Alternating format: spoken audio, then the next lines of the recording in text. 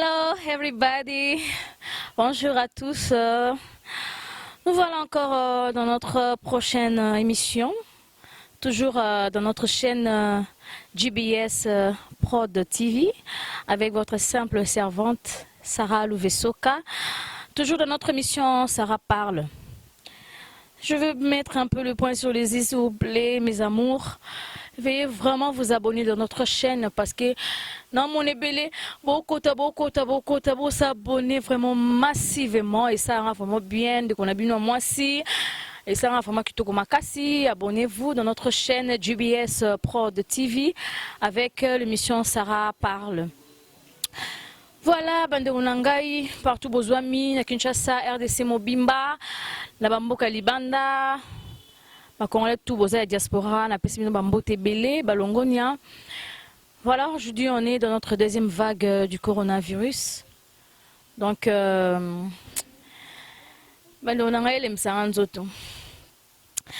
parce que corona est bébé marambo belé, vraiment est gâché marambo belé. Mais torokoma na point wana, torokoma vraiment na point wana. Mais mon premier point est ali par rapport à couvre-feu en Bokanabiso. D'abord, je commence d'abord pour mon pays. Par rapport à couvre-feu en Bokanabiso, par rapport à 21h en question. Bon, en fait, 21h en Bapesibiso, ce n'est pas parce que le gouvernement a CP, ils n'ont pas fait ça. Non, peut-être il y a une raison valable qu'on a donnée pour la 21h wana. Alors, faisons seulement mieux de respecter les règles pour tous à la calamité dans la police. Hein? Mais tout le monde a tchangu baleli, bande kwa tchangu baleli, balobi transport passi, embouteillage, c'est tellement makasi. Batu tchangu baleli, batu baleli makasi, embouteillage, c'est vraiment la ville province de Kinshasa. Vraiment bande ronangai na habité sur le banini, place wana était sur le banini parce que baso de mouton penanou. Ils en ont marché, donc peut-être qu'il y a un peu de causé, embouteillage, makasi. Mais ben de Konangai, sur le moment qui va être 21h, c'est-à-dire il y a une raison valable. Dans l'ongo, il y a un gouvernement à Bisso, l'ongo, il y a makasi.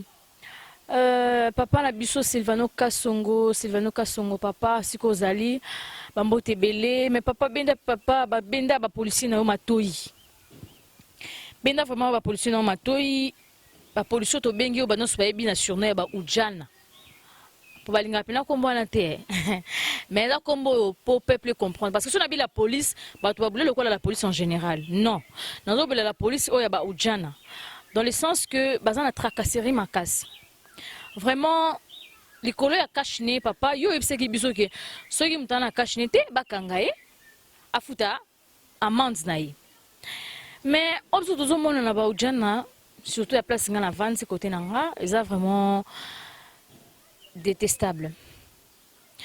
Vraiment, bazo kanga baturo la netika moi je veux que mutana yibi. Ne bakanga muyibi bacho kraka na sima, bacho basinga na sima, balongolo lambo tikali torse nu, ba ndio memolo la muyibi. Mais so tout une question. Mais garçon na selini, mutana selini, oduna bo kashne. Donc il n'invite pas policiers on a ceux qui bauti mborani, je sais pas. C'est comme si bauti zamba moro boye, bazu formation té directement ba na bango ba qui ba la Kinshasa ma. Bokende sa musala. Alors que tout vani na ba société so ba policiers so baza awa to tikala mona bona ba biloko wana té. Ba policiers so ba no kanga si y a un problème ba kanga pe mutu ba singa pe bon to moi que oza muyibi. Au moins que tu es un voleur, on peut t'arrêter bacho ba singa to kraka.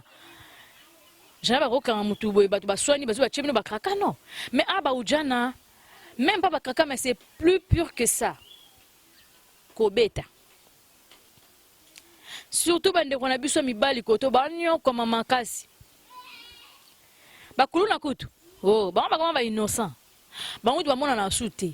Mais bande qu'on a bu so bazane ba innocent mon que oh, ne otebela, ime gaso le baraté asedini. Cash ne kaka, cash ne apamba. Na bakobete nkuba Laurent mutu mwa to yiba bakoche basinga balongoli lambazo bato amsuluka muyibi na nzela donc papa na soni papa Silvano Kasongo papa sikoza s'il vous plaît est-ce que bamba ba uchana koko vraiment solution té tina na niveau donc moi to le mam so ezati basala crime moko nonki moi ko lobela nkutu awa ezati. Et comment c'est niveau peuple qui panzati na société na bango ba tu basali des autres ba panzi ba biloko ba chata ba moto pour la nini bazo respecter batute ko beta batu ba robeta masasi donc bango so ba ke kanga mutu ora faut bobo ka ba bal bo papa te ay comme il tourne qui tourne te toi na guerre te papa Sylvano pardon. Mais quand on a une solution pour la Baoudjan, est-ce que la police a une formation, la police vient zouaka. To bazara ba jeune mobo e kaka, bazaki na bonga nini mobo loko morote, ba yamba mo kaka bakina monga mamo ba pesi mo tenu, ba ke batini mo ba société ke no boki boki sala musala. Mais non. Au moins ba moi ba ba na kotambola moi tipo ko tongo ninga tani tibutu. Ba ba na kotambola. Oh avant que mamba corona oh. Avant mamba kashne oyo butu mamba tonga ti pour au moins bazotambola ko kanga batu donc ça c'est intérêt kaka boy balingo mo gate ma groupe te batu solo la bote ma 4 5 personnes te na éviter so batu batene 4 5 personnes bazo linga bateka mboka to bazo linga ba bombarder mboka to comprendre bango te et le mal n'est que ceux qui bakangi mutu bakeno na société c'est pour demander de l'argent. D'abord, comme il faut s'enrichir, net miko ba fêter bien pour ba kanga makasi. Ba fêter qui toque. Ba so mapela ba sac ya ba loso ba carton ba soso ba carton ba poisson. Ba olia bien makasi. So comme kuna ba kanyi mutula bino. Asali nini? Oh mama to mwana kena nganda diam. Nganda diam botala no munora mutu melera diam. Ambe so okuta mwana nzaba kanginde kona papa bokange bon mama yo yaka kuna associate yaka kuna associate OK ça va te respecter mi beko oye na associate bon papa asali nini oh to kangi mama telemaki bazo sola nini oh to kangi bango ba mela diamba wapi donc bazana ko bekangeli moko bo neni oh suki nese bele papa bon to zonga si je en tout cas c'est plan ma casse batata na biso kala boso ba photo batata na biso kala ba notika ba suki ba papa na biso kala otala ba photo na bango ti ba note ka ba suki ba penka kati be ba cheka ba kwe mais suki neza bien ce que le ba jeune garçon zo ba romotika na ba suki na bango ba kati na penka tiki mo suki na emo ebele ba ojana pa na bango eza mabe oh atiki suki ebele suki boye mabe asalini est-ce que suki na ba suki zo bo mabatu suki wana kende akiko yiba na pona suki wana toni non et puis encore on a passé amende de 50 000 francs 25 000 50 000 francs donc nous on part ramasser de l'argent. Papa Sylvano, papa oh moi non zo bon de losika au vandi papa. Zo vraiment solution pour na ba ujana mais quand tu as un règlement mora makasi pour na ba ujana bazana ba quartier na biso. En tout cas ezala ati. Ezala ata muketi. Vraiment tu beta c'était pour la tracasserie à la police ou ba bengi ujana. Les peuples ne sont pas à l'aise à cause de ces policiers là des ujana.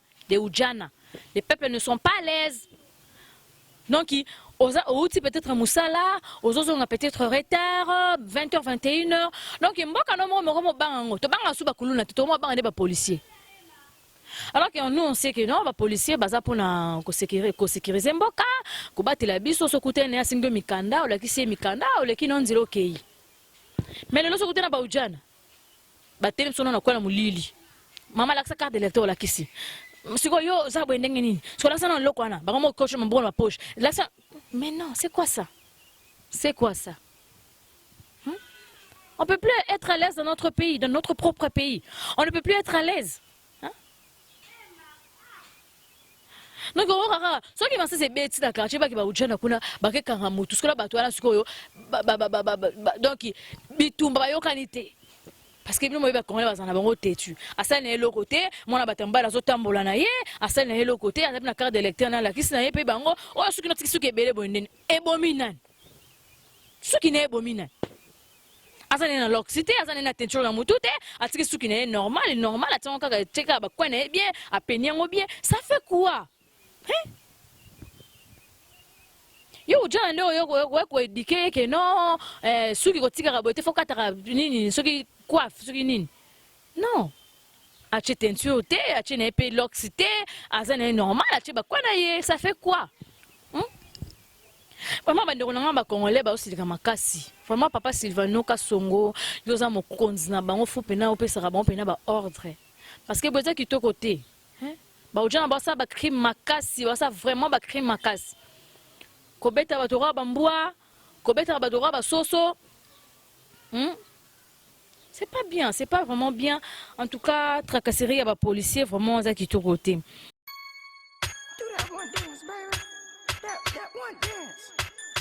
Bonjour papa d'abord. Ok, bonjour maman. Tu as bien une émission na biso awa to e po biso comment est-ce que ba ujana ba traiter akaba tout ceux qui gozana cash nete pe na marambo ya ba couvre feu oyo. En tout cas, merci maman. C'est de une question très important. Et là ça passe na basoda na biso mboka.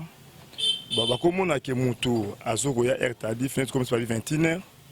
À partir de 21h10 traski na bango bandi so bazuyo menace kokanga kanga basinga kobeta l'autre moto sepela na vomate pour to so bana mboka moko to so ba congolais ba koni ko la biso moto to bande ko ba puisque pona makambo ya ba kashni boko vana pe groupe ya ba jeune ndinga mabeti bo fanta to so na bino ou bien bo sanga disation le moi beta ba jeu de 6 dames tabako ya ba côté la bino ata lupangu ko menacer ba fo ba kima ko landa msusu ke ko personne ko obukani ni sona eza banga mingi tozo wakati na quartier tozali en tout cas bien to sepe na ngote eza la bongote lilobani ni roebisa pona général Silvano Kasongo par rapport ya ba agent nae bon on est général que a 5 sabango après ça ba mateya ki aye bandeni ke ba sa musana bango eza malam pona ba civil ya ba to ronyo kama pona bangote.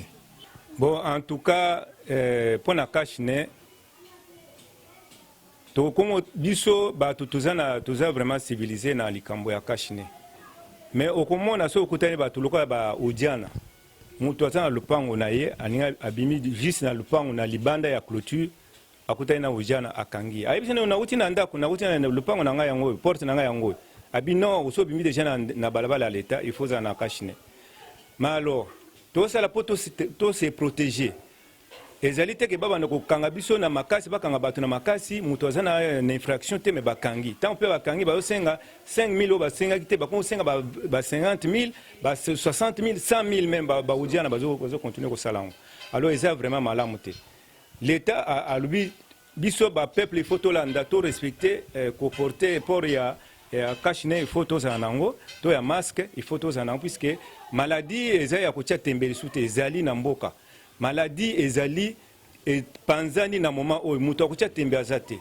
puisque liboso za comme non tozo mona ngote bazo kosa l'état zo le pour baleka bambongo na bango mais maladie ezali etelemi soko o sale forte soko mi batelite ezuyo okufaka maladie ezo sikisa muto kana kufa so vu traitement ya bien te okufa kaka alors il faut to se protéger na ba masque na biso à tout moment.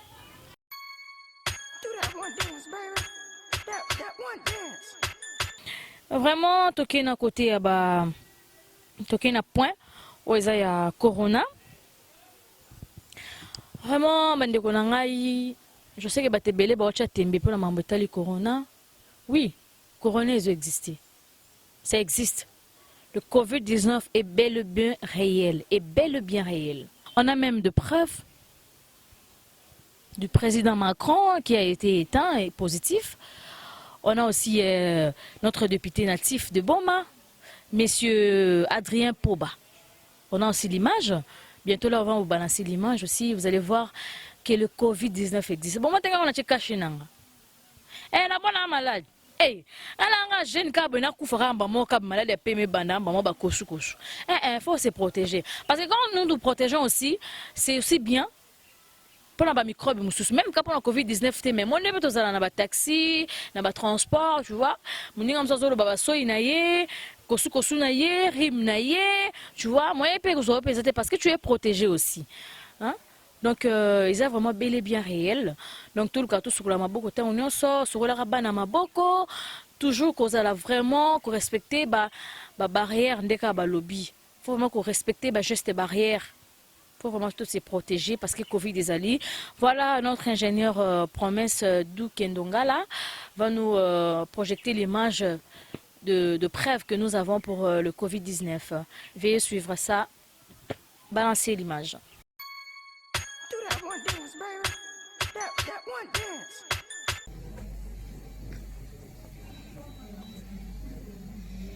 Lapange munu bana boma mumona beni kena kumona mutindu mukena fulu ya maladi antuka tangu covid mebanda mupandaka ndima aveke covid kele mais jour ine muvanda sala intervention na palais du peuple muvandaka ta na masque ve na elongi mumesala mu bien intervention lokola bato mingi kena kulutaka vana nde bubu ya beni kena kumona muno mukena fula maladi covid kena muno donc mume souffrir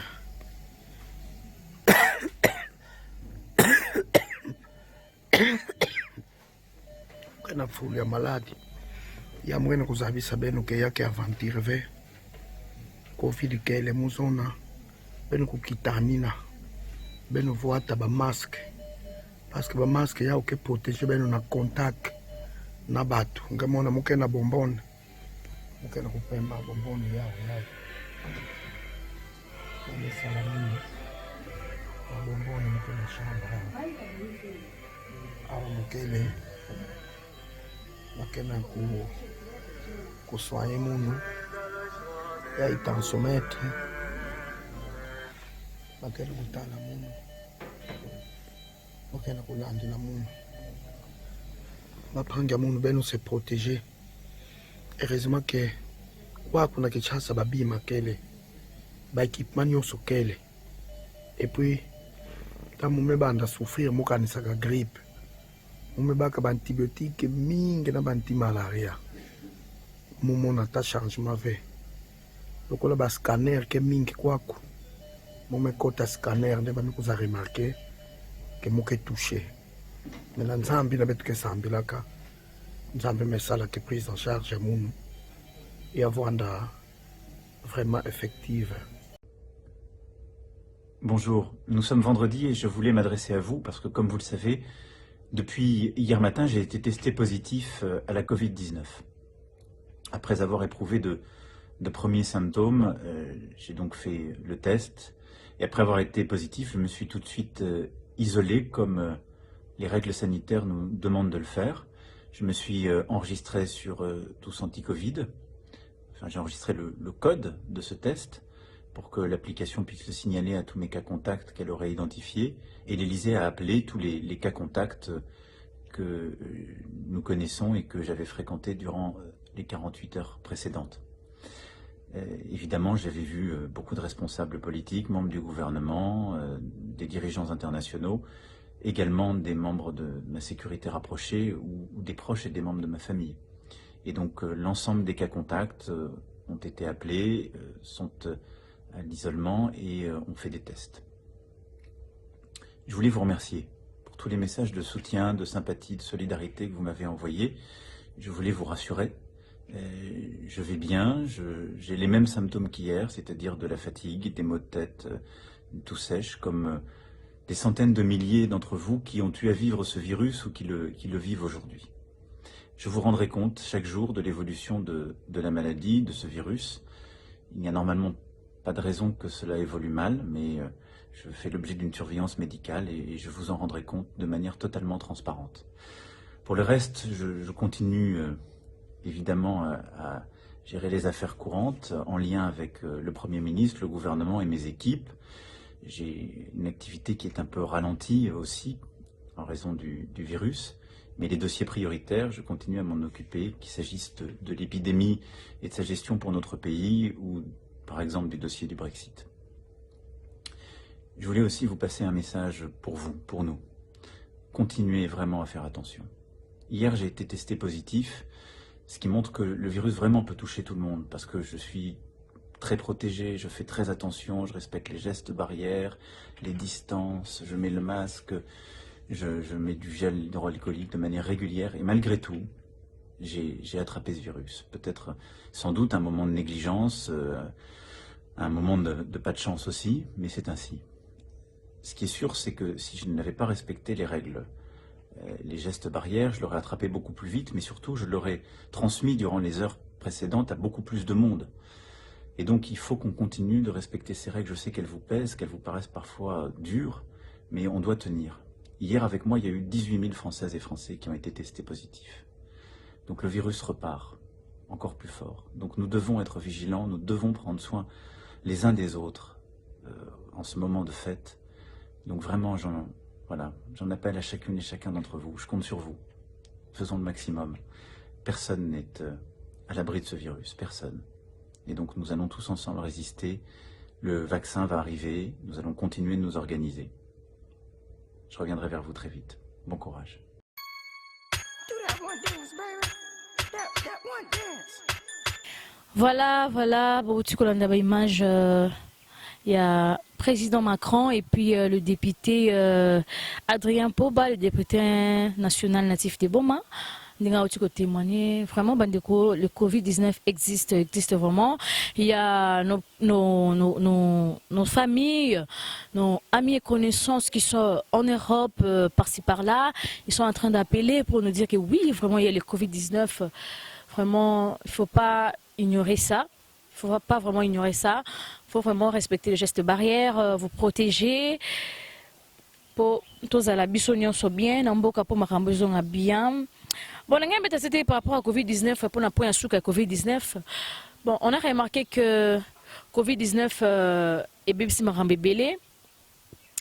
Mais ça là, baby par rapport à Covid-19 parce que le patron habite à foutre en nini, clientèle les a sociétés.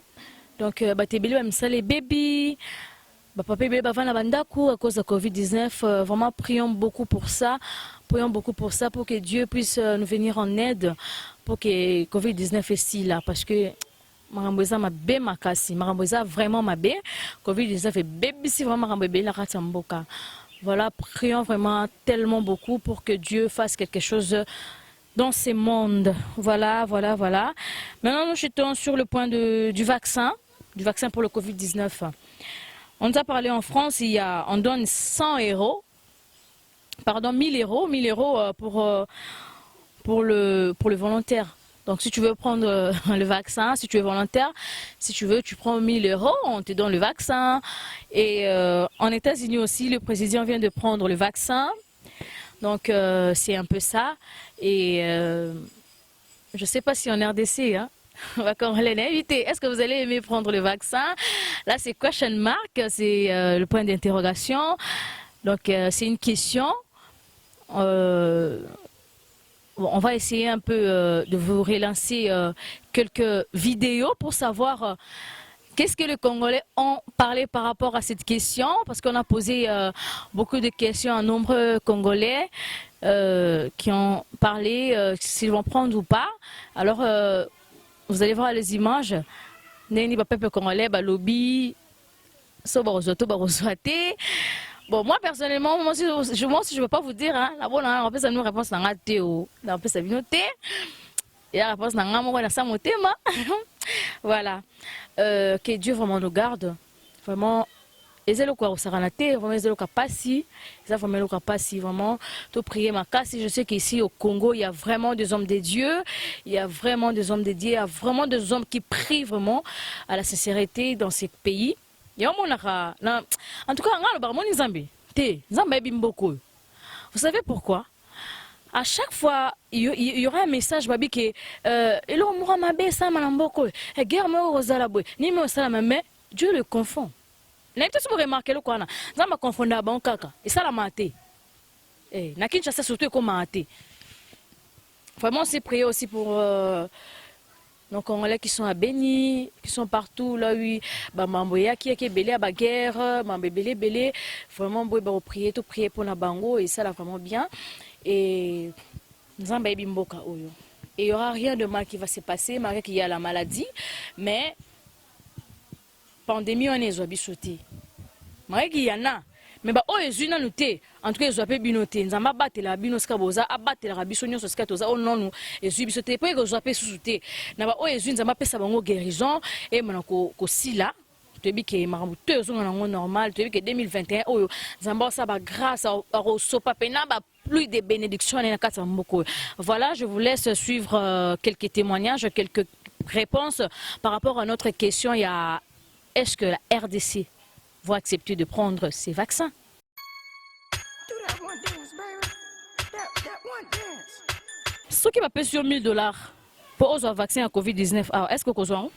Bon, fait $1000. Dans le vaccin à Covid-19. Dans Zouati. Comment ça se pour vous Zouati? Bon, fait, dans Zouati, pour le moment, que oui, maladie doit pas dans la Zati. Alors, tu es loin dans tout le monde, comment est-ce que ce qui va payer sur $1000 pour avoir un vaccin à Covid-19? Ah, ouais, au bon, non, qui cause non, c'est parce que naebi non te vaccin go est-ce que ba prouver que to zoa ou bien to zoate parce que c'est comme likambo ya mbongo donc veut dire ça on dirait ça non sûreté donc encore risquer bon moyen ngate pour na $1000. Oui, na France bazo pesa batu bambongo na valeur à €1000 ba pesio €1000 ba meki vaccin na nzoto na yo. Tozomona ba réaction monsieur Sezo Salama ya bien te batu musu bazo koya sur place après ba ministre batu musu ba koya est-ce que les loso qui idée wana to idéologie wana ye en Afrique na Congo pas précisément et que ba pesa batu mbongo pour ba meka vaccin na nzoto na bango est-ce que tokondima étant que ba peuple congolais to tokoboya? Bon, d'après tout, vaccin wana, eza vraiment mingi ya mindele, ndeti biso soki biso mingi awa. Tozona biso mingi bakisa bukoko pour to linga mamba vaccin wana te. Pour la minute nenge information comme kokende partout dans le monde, les réseaux sociaux comme panza information partout dans le monde, na limite munya so linga ko ya suna erreur moko boy. Parce que tout le monde bato ba vaccin wana €1000 mais ezoko isa bango. Ba ko ya ba ni bonde nto ni vaccin eza bien. Donc pour na biso ndeti ngai congolais buna kati ya Congo na rondi ma vaccin wana te na rondi ma vaccin wana te malade des ans na rondi ma vaccin te pour na biki malade des ans mais na quartier la biso ndeti va na quartier na tikolo mona mutu moko ta kufi na malade ya coronavirus nzamba likolo mona nga moni mutu moko te na quartier nga na zali ki o mutu moko ba kanga na corona kufi ebe mwa corona kuna to tikolo ko mona yango te donc pour na biso to biki vaccin wana eza na ngelo ko moko ya lukuta o izaki ba beteron kuna ba mo biso ana kina to zwango te pe na RDC to zwango te pe ba africain nyonso bala muka mamba vaccin wana to mesamba vaccin te biso to bika la force na biso ya nzoto donc na 5 kara yango wana biso mamba vaccin ana Congo to zwango te to zwa 1000 ata bolinga $10,000 po bongisa vinanga na yengena bonga na 2 mois pamba 4 mois na kufi donc inutile madame na vakani na va mauna luka ndenge na luka na ndenge na rozwa esili. Donc pour nous mbongo pour prendre un vaccin là vraiment na contre pour na mbona parce que tout le monde a ngoté que vaccin va peut se faire plus sur un mbongo ba que meka pa banyama soka bikinde to ba ke biso pe to rozo ngo pone ba meka ba kisinya so pa banyama mais le combat on meka on a pas ba pesa $1000 salinga pasi bangisinga ipe na monia o maki réellement et ça biloko mo ma be ba luka wa détruire biso na Afrique et on a segment o nyonso ayibi ka sala bunga luka détruire biso na Afrique avec nzambe azali nzambe wa confondre bango relaxa bon misana bango nyonso bute ko bimana poasa pe biso to rezo remarque wana to yeba okima nzela na bango message na yango yango balobi coronavirus eza maladie ya solo ezoboma biso est-ce que bazwi vaccin pona ete esunga biso ebikisaka biso na maladie wana coronavirus na poto bazopesela ngo bato ba $1000 ba €1000 po bapesa bango ba vaccin wana ya coronavirus awa pe soki yeye na mboka na biso bapesa biso bambongo po tozwa yango est-ce que bokozwa ba vaccin wana tokozwa yango te tokoki koteka nzoto na biso te pona mbongo wana eza koboma bato po oyo asi azwi yango akufi bongo biso ba oyo soki tozwa yango tokokufa te tokoteka nzoto te pona mbongo jamais ezala combien de $, nakozwa yango te nakotala yango kana misu balobi ezali baje ya mindele est-ce que na mboka na biso awa pena coronavirus yango pe eza ya solo to eza ya lokuta eza ya lokuta yango wana babimisi vaccin wana po basilisa biso na mayele na malembe eza ya lokuta moto nyonso oyo andimi kozwa vaccin wana etali ye mpo na ngai nakozwa yango tata bakangi ngai singa nakokende te mpo nazwa vaccin wana po bameka vaccin na nzoto na fo bapesa o $1000 lelo soki iye pa na biso en Afrique en Congo par exemple ba pesa batu 2000 euros 3000 euros 1000 euros pour ba meka vaccin na nzoto na yo est-ce que ndeti yo ndeko singa est-ce que ko ndima yango bon pona ngai take congolais na oboye eloko wana po ko Congo penga na mbongo te si autant za maladie te opesinga mbongo po likamsusu tongo yozo sala ngo par force mo pe maladie pe ya solo donc pona ngai na oboya to makambo wana ndenge biso na Afrique to linga mbongo boye est-ce que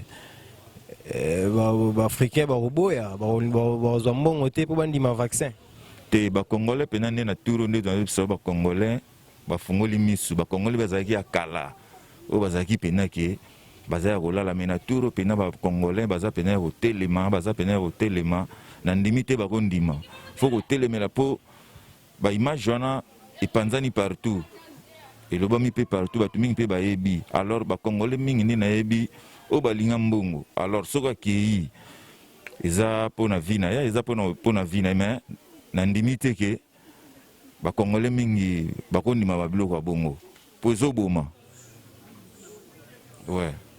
Alors message nini opesa na bandeko tout ya bakongolais baza de partout na monde entier bazolanda yo est-ce que vaccin wana baconsidere yango to baboya yango carrément mpona ngai na bandeko na ngai nyonso baza libanda mboka mpona vaccin wana bandeko na ngai ya mboka alors tant que congolais en tout cas bozwa vaccin wana te bozwa mpenza vaccin wana te eza mabe eza poison oyo ezoboma donc bozwa yango te bozwa yango te yango wana oyo ngai napesi message.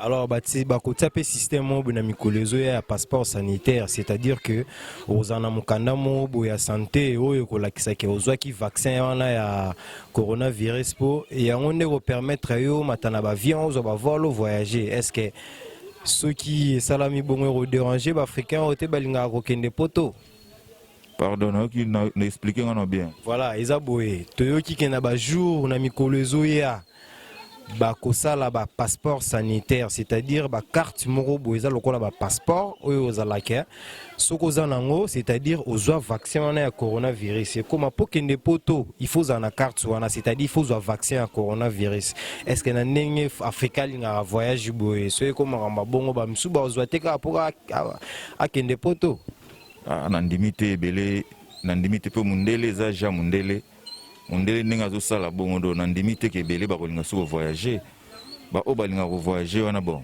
nayebi te po selon ndenge vaccin ezoboma wana bo sikoyo soki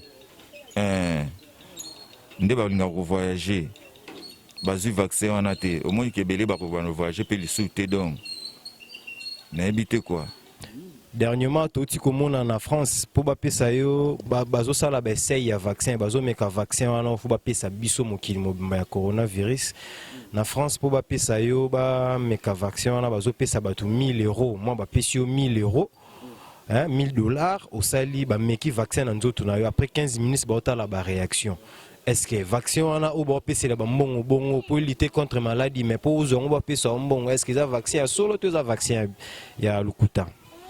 Pona koyeba makambo ya vaccin wana premièrement ebanda nanu kuna na bato na bango moko bamipesa bango moko bato na bango batia bango quelque part batidie te soki babongi nde bapanzi yango mokili mobimba pona nini koya komeka kaka na Congo précisément na Congo pe na Afrique. En fait na Congo no babandi komeka te mais na France babandi komeka yango mais ko po ba meka yango na nzoto na yo faut bapesa yo 1000 euros. Bon.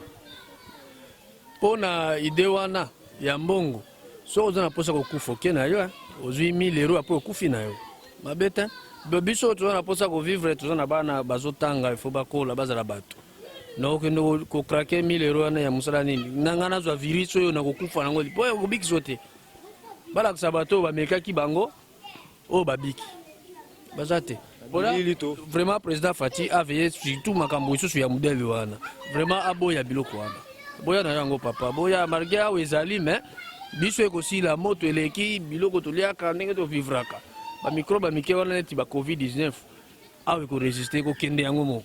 Est-ce que lelo ceux qui baye par exemple na 1000 euros, $1000, $2000 na ndenge na Afrique na biso ya banzala o ba po ba meka vaccin ndeko grâce yo ko ndima to boy. Kwa Congo ni toza nzala boy. bapesi $1000 aboya te aondimani kaka me nga mpena vaccin wana te oyebi na oke maladi eza te me bapesi yo mbongo ondima na ozwa vaccin nga letinga boye mpena mpona maladi wana mpena nakota yango deya tiangi depuis kala bakashi nde totyaka kaka mpo basoda po bakanga te me mpona maladi nakini maladi ya nango te maladi ya te bavaccin na maladi eza te. Les Africains, il y a une campagne de vaccination qui se fait maintenant dans vos pays. Il y a déjà eu 3 pays où ça s'est fait, comme l'Afrique, pays cobaye, dont les pays sont des cobayes. Donc il y avait le Kenya, le Malawi et le Ghana. Et maintenant, ça va être étendu aux autres. Ces vaccins, c'est pas un vaccin. En tout cas, ils vont pas mettre que le vaccin dans la piqûre. Hein, ça, vous pouvez en être sûr. Les Occidentaux ne font jamais rien pour rien. Je parle pas des Blancs qui habitent les pays. Hein, je parle des gouvernements et je parle au-dessus d'eux, ceux qui dirigent tout ça. Hein,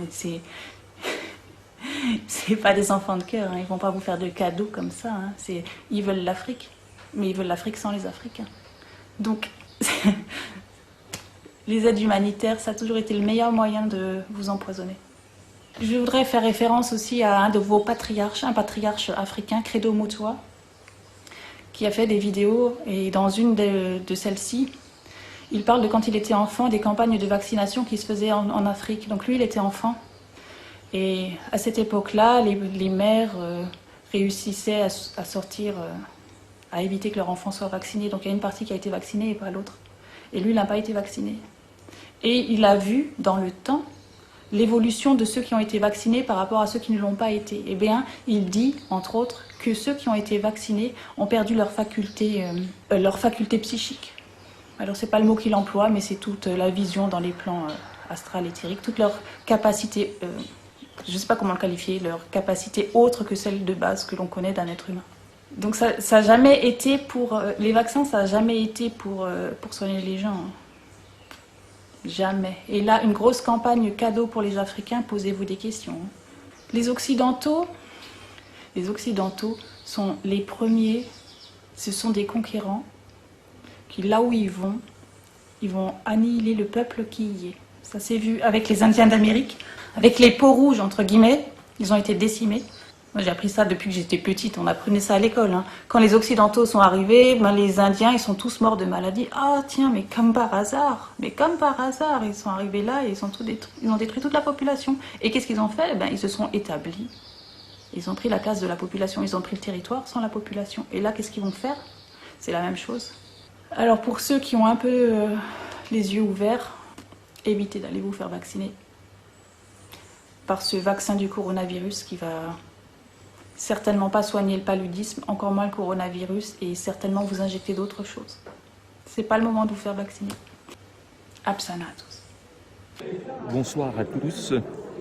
Je suis à l'Assemblée nationale. La séance dans l'hémicycle. La séance vient de se terminer. C'était une séance surréaliste sur la stratégie vaccinale. Alors on a entendu un Premier ministre, un ministre de la Santé et la plupart des députés, tous d'accord, nous expliquer que ce nouveau vaccin, on ne savait pas s'il évitait la transmission. En un mot, on ne sait pas, et tout le monde l'a avoué, si ce vaccin va éviter de transmettre la Covid. On ne le sait pas. Le Premier ministre et le ministre de la Santé ont indiqué qu'il y aura un suivi renforcé pour voir s'il y a des effets secondaires. Et ils ont indiqué qu'il y aura une consultation médicale avant et après la vaccination. Donc si j'ai bien compris, on ne sait pas si ce vaccin sera utile, on ne sait pas si ce vaccin sera sûr, mais le gouvernement, avec le soutien de la plupart des groupes de l'Assemblée nationale, a décidé de vacciner dans un premier temps, avant l'été, 14 millions de Français, les plus âgés. Le Premier ministre a d'ailleurs indiqué, je reprends mon papier, j'ai noté, que l'Union européenne avait commandé 1,3 milliard de doses à 9 € la dose, c'est-à-dire plus de 10 milliards d'euros. Ce qui est surréaliste dans l'affaire, c'est que il y a plusieurs types de vaccins, donc 4 de nouvelles formules. le vaccin ARN et adénovirus n'ont jamais été testés sur l'homme. On ne sait rien. Il y a eu des communiqués de presse et une vague étude scientifique. Et à partir de là, nous avons une autorité politique, nous avons un Parlement qui décide de vacciner 14 millions de Français. Pourquoi, comment, on ne sait pas. Alors qu'est-ce que je ferais moi? Je dirais d'abord, il faut de la précaution. Je ne suis pas anti-vaccin par principe. Je dis juste qu'il faut plus de recul. Qu'on ne peut pas vacciner si on n'a pas le recul nécessaire. Et je remarque d'ailleurs que les vaccins anciennes formules ne sont pas prêts. Ça veut bien dire qu'il faut être sérieux.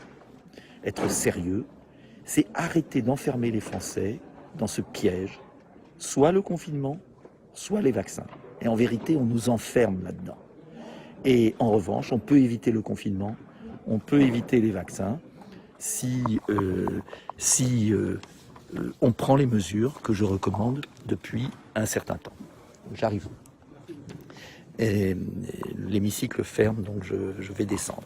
Si on prend les mesures que je propose. En un mot, et nous en reparlerons, ne cédons pas à cette folie. Mais $1000,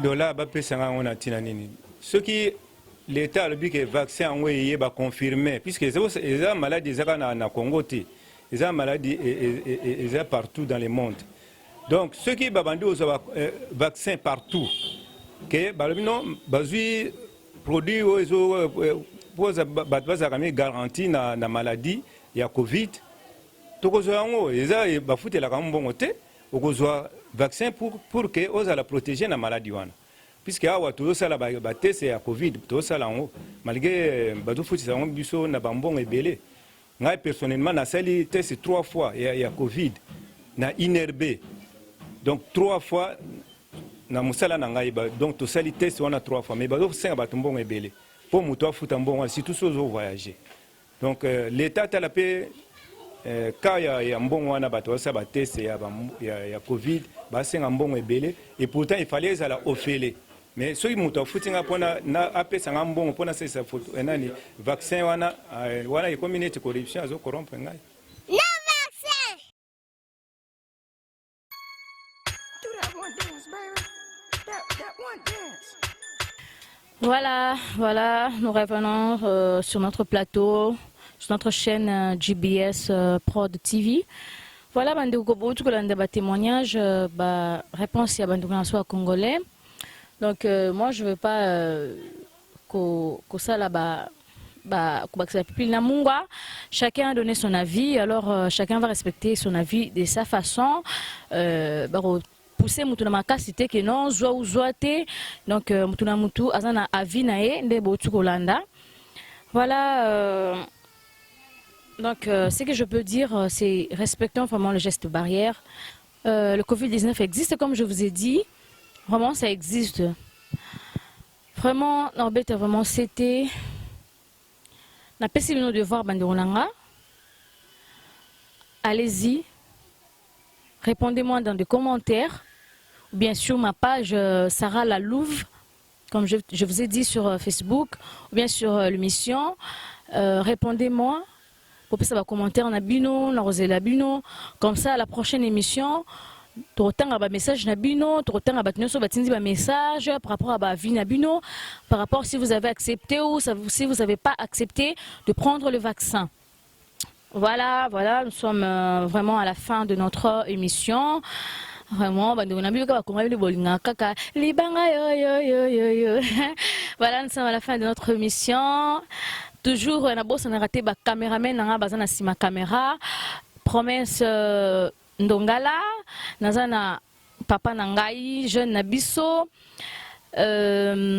Simplice Mboku, Nazana Joël Tantou, Nazana Kelly Image, Casper Louvesoka. Vraiment, mbote na minu bele de bosala ke ngai Sarah Lalouve Nazala, nasabe émission qui toko bope ba ndeko nanga ba mona ngai, ba mona ndento partager o eteli mboka na biso. Na RDC na province de Kinshasa. Voilà, la pessimbo tenangai, la famille Mobimba Louvesoka, Georges Louvesoka, Junior